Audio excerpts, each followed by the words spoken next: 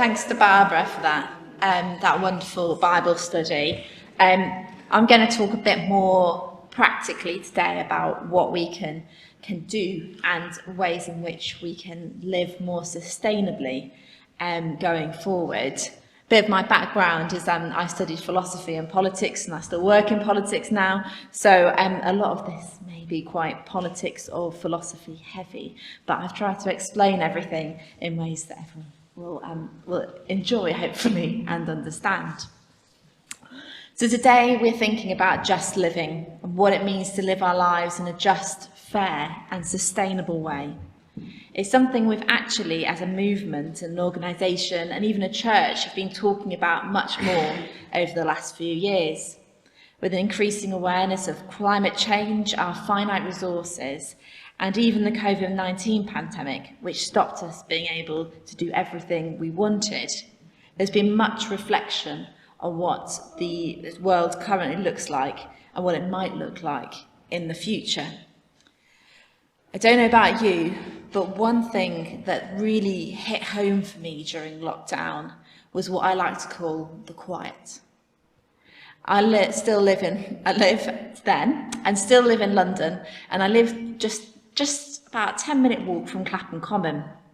Now, I love London before I start on this, but it's very rarely described as quiet. It is hustle, bustle, noise, shouting, cars, horns, music. There's always something going on. But when we went into lockdown, everything stopped.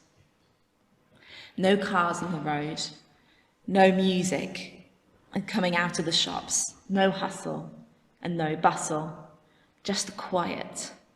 I could hear the birds, I could smell the grass, the air was clearer, and everything just looked that little bit cleaner and greener. I was very anxious about the future of the environment, but this stop or pause gave me a little bit of hope. I could see how the environment bounced back. It was quite amazing. I really thought we had made a change, that we'd come to a turning point. And while I wished it hadn't taken a pandemic for people to see this, I thought people would come out and with a new perspective on sustainability and how to use their resources. There was also a sense of togetherness during the pandemic. We were doing something both to keep ourselves safe, but also by following the rules, we would benefit everyone else, and we'd all get somewhere in the end. The individualism of a modern day and the obsession with the self, I've lost my place now, and the obsession with the self in some areas seems to be put aside in the favour of focusing on a common goal. We were united in trying to get through this period of uncertainty and unknown. It showed me that while there still is tragedy, and we saw in some moments the worst of humanity, it also showed that we still have lots of humanity, empathy, and ability to create a better world left. But now, I want us, thinking about that and thinking about the pandemic, to have sort of 5 minutes of talking to your neighbour about the following questions. Don't have to do them all, you can pick one to talk about, but I want you to reflect on kind of what I've just said, and what did you notice about the change in the natural world around the beginning of the pandemic? Did you have more hope for the environment during that time and post that time? And what examples of collectivism or common good did you see during the pandemic? So I'll just take sort of 5 minutes to talk about that amongst yourselves, and then we'll feed back.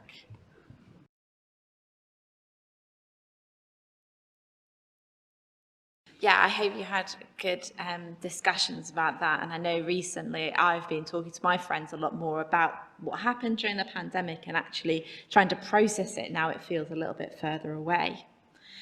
But I think after that, after those hopes and that time, my hope was slightly dashed when things got back to what we now call normal. While I was grateful to see my family and friends and get back to doing all those lovely things that we missed, there was a number of things I hadn't missed. I hadn't missed the hustle and bustle, the car horns, the pollution, the not hearing the birds as loudly in my local park. For me, that all came back too quickly. And along with it came a change in attitude. And some may say this is just London, but I think it happened in other places too. The togetherness and the collectivism had gone. We were back to thinking about me, myself, and I, and not the common good. Because this world that we live in very rarely gives us a reason to think like that. Now, I hope you can forgive my rather long ramble about COVID and, the fact that I've been talking about it a lot and pondering it. But for me, it illustrates a broader point about modern life and what it means to be sustainable and to live a just life. It all loops back to togetherness or the collective or the common good. Here in the UK and the West more generally, we live in a society which is led by consumerism. A word which has both positive and negative definitions, although the latter will be becoming more prominent today. And I'll start by talking about the negative definition of consumerism as it relates to this section, and the positive definition a little bit later as a way that we can take control and have power as consumers in the modern world. Consumerism is defined by Roger Swagler, I think his name is, in Modern Consumerism as the selfish, frivolous of collecting products or economic materials. In this sense, consumerism is negative and in opposition to the positive lifestyle of anti-consumerism and simple living. Consumerism is where people are seen as consumers, people to sell things to, rather than citizens of the world. We are there to buy things which make money and products made not to last or to have a built-in end life. This phenomenon is called planned obsolescence, which originated during the Industrial Revolution, where products could be made quickly and cheaply. Businesses wanted and continue to want to ensure that they have continued business after they have sold the initial product. So they build in an end life. And if you're anything like my mum and my gran, this is really irritating and the bane of their comfort, the bane of modern life. It means that we'll be required to pay for a new one in a certain amount of time. A great example of this is my mobile phone. I bought it 4.5 years ago. It was close to top of the range at the time, and it's worked very well for about 4 years. But in the last 6 months, it's began to slow down, and the battery life has got worse and worse.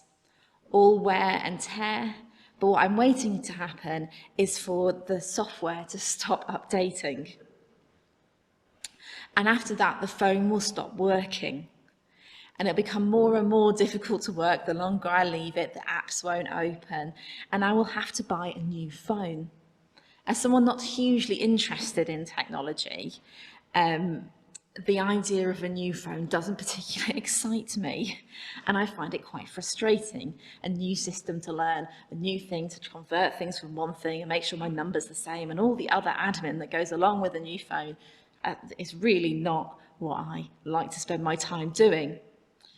As long as my phone makes calls, connects to the internet in some form, and I can text people, I am happy.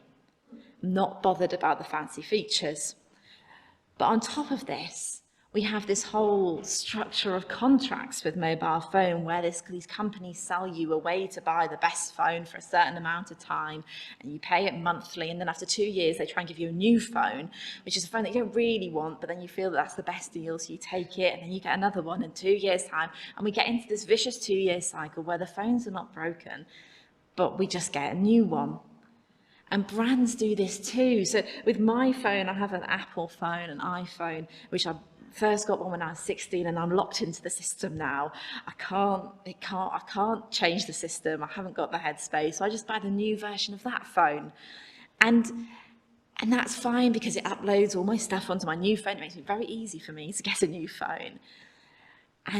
But it just feels wasteful. it doesn't feel like they have my best interests at heart, or the best interests of the world at heart. I'm seen as a customer and consumer with my phone and nothing more than that. How can they get the most money out of me? How can they keep me buying their products and addicted to their brand? It doesn't have mine or society's best interests at heart, and it's just plain wasteful. It's bad for the environment and it's expensive for the consumer. The focus is making more money through selling products, not making products that last and have minimal impact on the world, the people who make them or the people who buy them. So this is a picture that I found where we're all covered in consumerism and we're trying to get out of it. Not sure what the deeper meaning of the picture is, but I quite liked it as an idea. So then what I'd like us to do for another couple of minutes is just discuss these questions, just to think about. And I talk about my phone, there's so many other things in our lives that do the same. So what products do you have that have planned obsolescence, so that idea that they're meant to break at a point, so you buy a new thing? And what company do you think fit into these categories, or that continue to try and sell you things again and again? So if we take another a couple of minutes to talk about that, that would be fab. Thanks.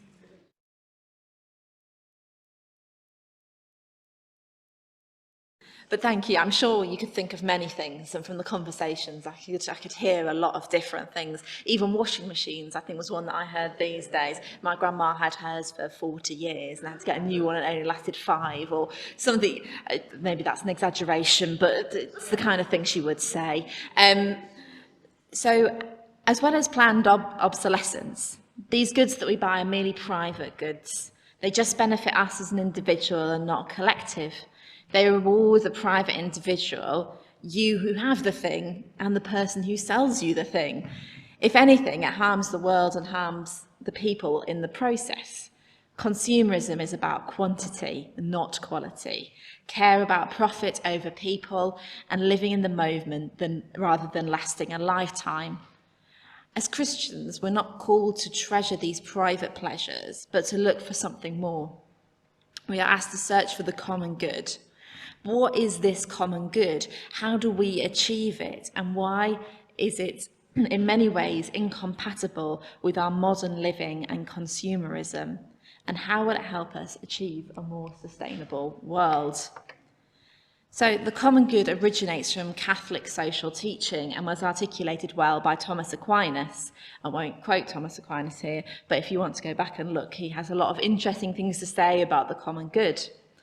Over that time and over many years, social and political philosophers have looked for ways to maximise the good of the people in the world, and Thomas Aquinas and the Church are part of that long tradition. But there's lots of other people who look to maximise the good, or the common good, as we may term it. You may have heard of Jeremy Bentham and John Stuart Mill, who believed in the school of thought called utilitarianism, the idea that all actions should be taken so that they give the greatest good to the greatest number. You could say that this sounds like the common good, but it isn't actually. The good isn't shared equally between the common or all people.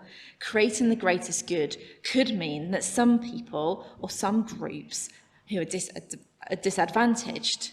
And as we've seen in history and still see today, that minority groups, those who are least advantaged or have the least money, are sacrificed for the good of the majority.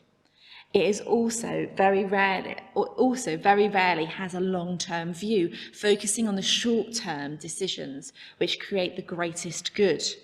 It is the greatest good for the greatest number, not the greatest good for each individual.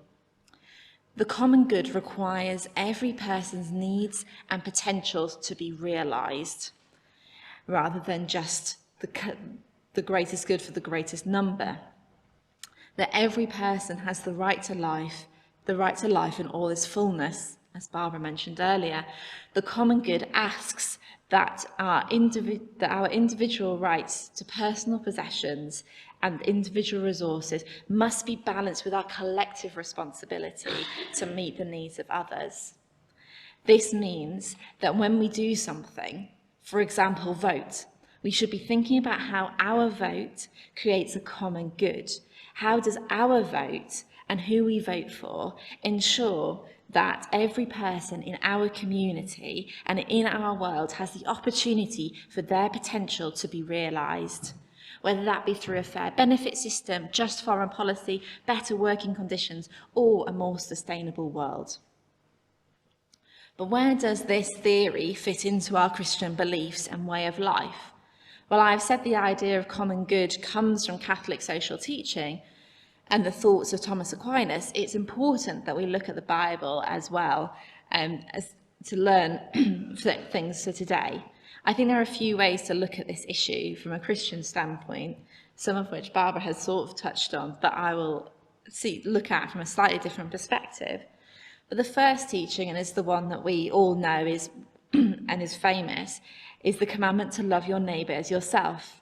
It's the second greatest commandment we are given as followers of Christ. And these neighbours, in many interpretations, do not just mean our literal neighbours, those who live next door, but encapsulates all who share in God's creation and in order to do that, we have to think beyond ourselves and our individual narrow needs to ensure that we think about how our actions impact the neighbours around the world. As sea levels rise and we run out of fossil fuels and fast fashion continues to grow, only about thinking about what I as an individual wants rather than my neighbours who live in India need does not seem to be living out the commandment to love my neighbour as myself. The second is a belief in community and collectivism. Throughout the Bible, we find community and collective action as being really important, that one individual is not enough to build the kingdom of God. It is only by working together that we are able to truly build the world we are called to use our talents together. Personally, I see this when I look in Corinthians and Paul brings to us an explanation of the body of Christ. The body is a unit, though it is comprised of many parts, and although its parts are many, they all form one body. So it is with Christ. From one Spirit we are all baptized into one body, whether Jew, Greek, slave or free. We are given one Spirit to drink. For the body does not consist of one part, but many. If the foot says, because I am not the hand, I do not belong to the body, that would not make it any less a part of the body. And if the ear says, because I am not the eye, I do not belong to the body, then that would not make it any less part of the body. Here we see Paul explaining that being a follower and part of the body of Christ is not about an individual thing. It is about being part of a community full of people with different backgrounds, skills, gifts and graces, all to be respected and all to be utilised, and all to make all of them make up part of our global community. They are all our neighbours. In the Bible, we see that collective action, inclusivity and community are part of what it means to be Christians. And each of these parts of our community deserve a chance to realise their full potential, which means that we need to ensure that when we're making decisions, we think about how we can enable everyone to realise their potential. Finally, leaving possessions behind. We are also regularly taught in the Bible possessions are the least important things and something to be sacrificed in order to follow Jesus. In Acts 2, we see the commitment of the believers had to the apostles. It says the believers, they devoted themselves to the apostles' teaching and to the fellowship, to the breaking of bread and prayer. A sense of awe came over everyone. The apostles performed many wonders and signs. All the believers were together and had everything in common, selling their possessions and goods they shared with everyone who was in need. And earlier we see disciples doing the same, giving their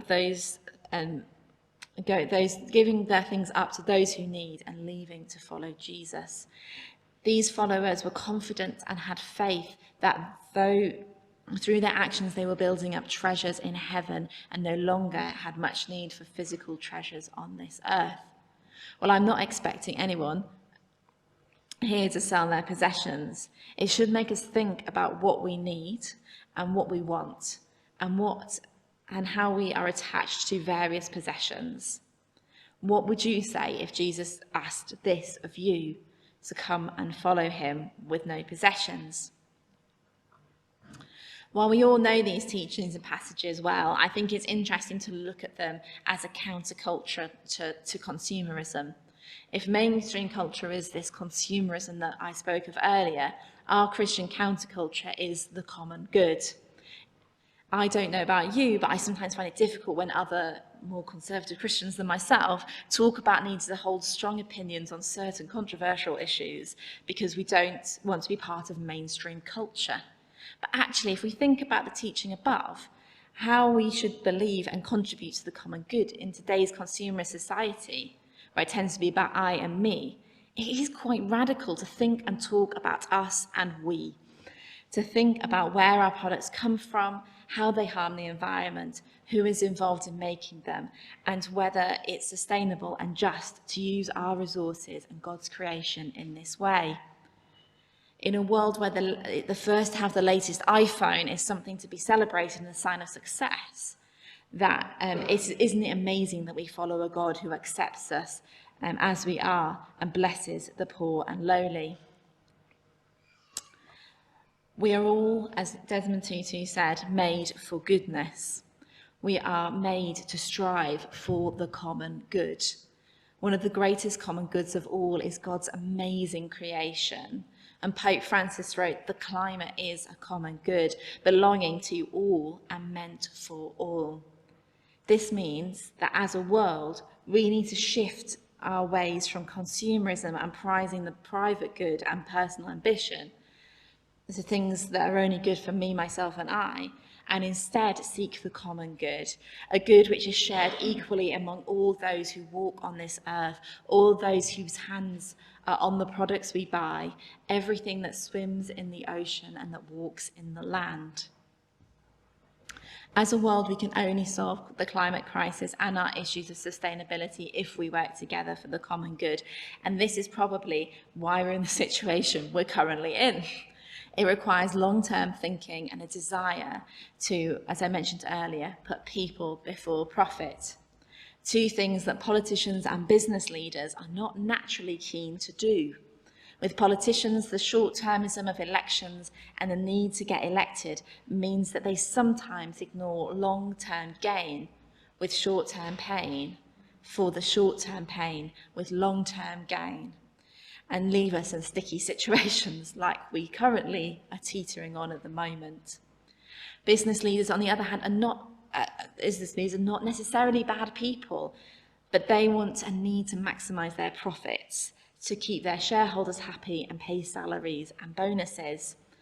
All of this being assessed each year in each financial year, not always as part of a longer-term plan. This is why it's taken us so long. The key people involved who can make change have no drive to make that change. There are no incentives for them. All of this shows us that leaders of our society are not necessarily motivated. And I must caveat this, I'm a massive cheerleader for all politicians because I think a lot of them do a lot of great work. But in this area, I think there's definitely needs to be much more movement. And I think that has to come from us, as there is not the incentive or motivation for politicians or business leaders outside of their immediate concerns and the priorities to protect the environment and make a sustainable world, which means they aren't making laws or ruling for the common good with stewardship in mind. Therefore, it is up to us to make a difference. It's up to us to create those incentives and up to us to ensure that there is change and that society works for the common good. But there's a lot of good news on that front.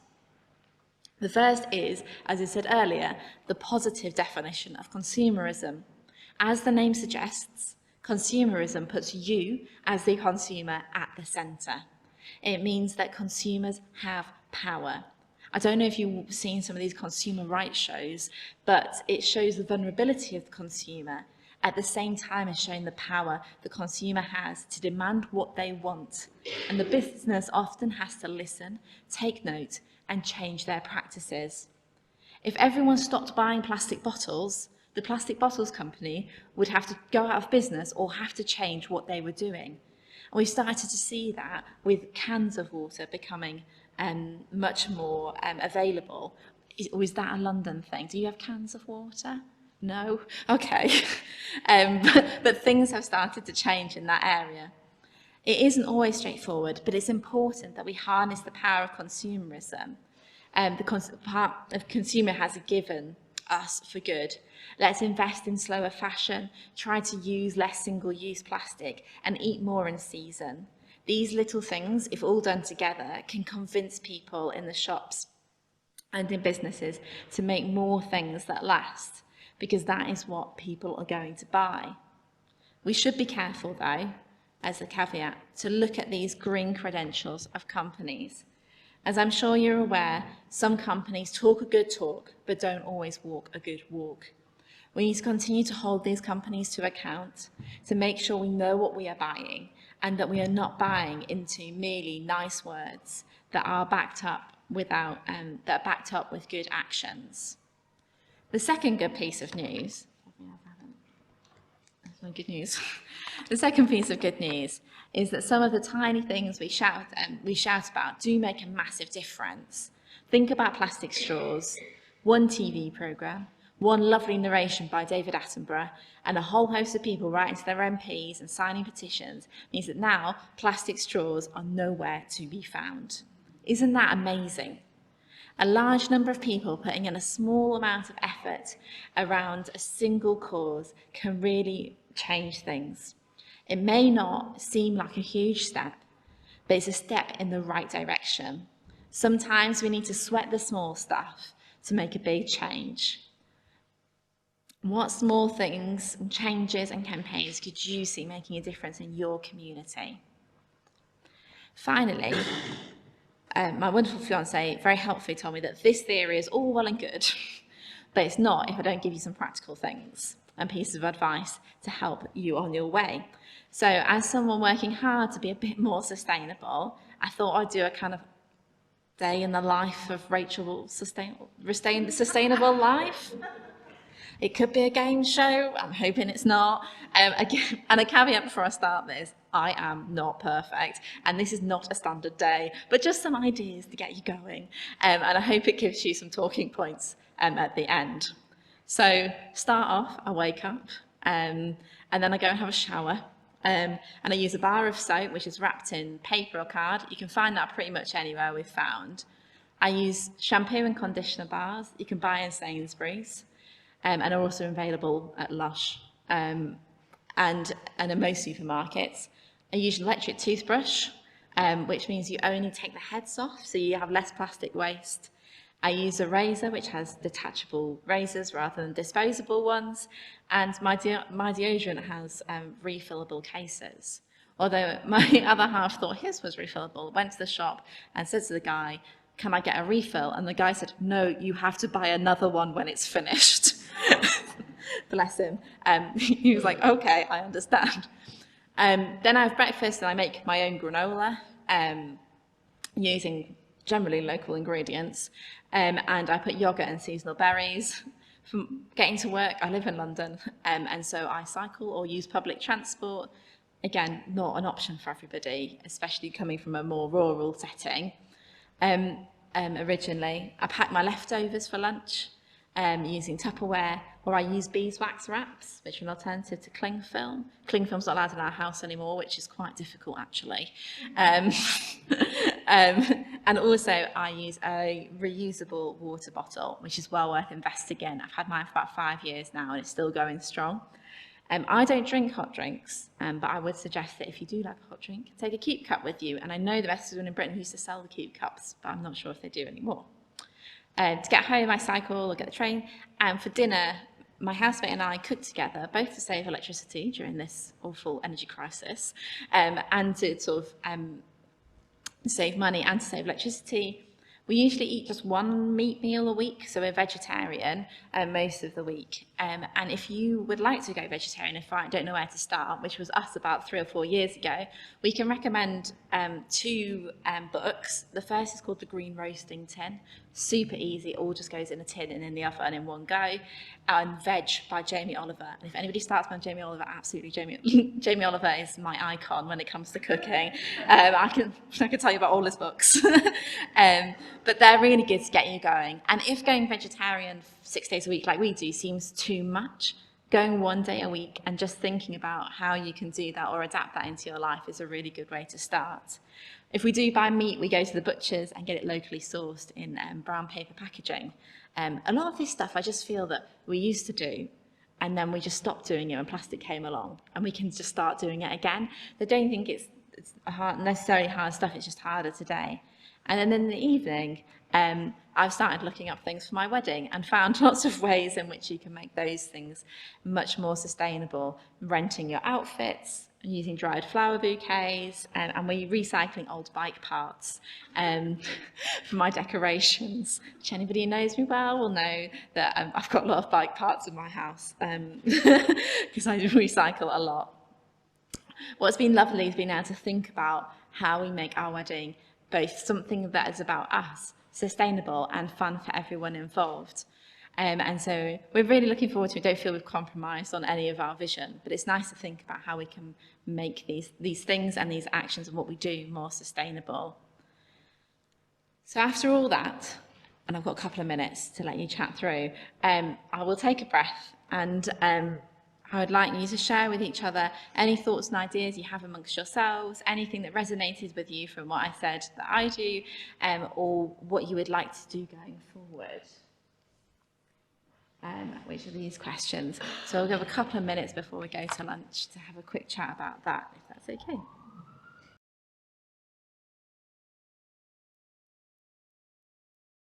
But thank you. I hope there's lots of ideas there, and we can hopefully chat a bit more over the lunch break. But yeah, so thank you so much. And I think we take away, and all these things, it's about all the small things that we can do in order to kind of make the world a better place. And so, yes, so we're going to have lunch. We've got an hour for lunch, and don't forget to take your £10 and pop them in the pot as a donation for the day. Yeah, thank you for listening this morning and for engaging so well. And yeah, see you.